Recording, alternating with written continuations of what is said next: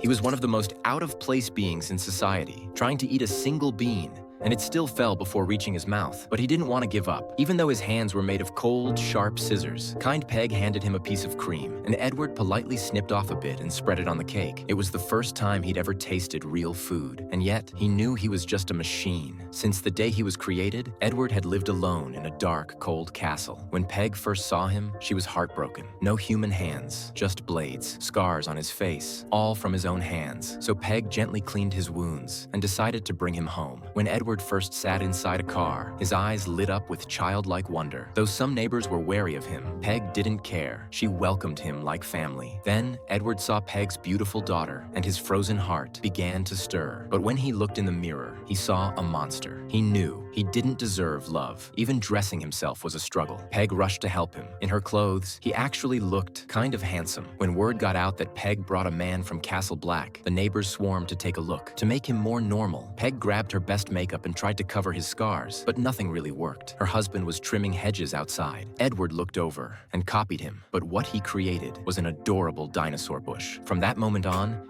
Edward began transforming every lawn in town. He gave stylish cuts to every messy dog and soon became the town's favorite artist. He even cut bold hairstyles for all the women, from chic to crazy. At night, though, Edward lay in bed with a hollow heart until Peg's daughter returned from summer school. And once again, his heart thumped. But the girl had a boyfriend, and she hated Edward. Worse, her boyfriend tricked Edward into robbing her own house, then left him locked in a vault. As he sat alone, about to be arrested, Edward finally remembered he was never meant to belong in this world.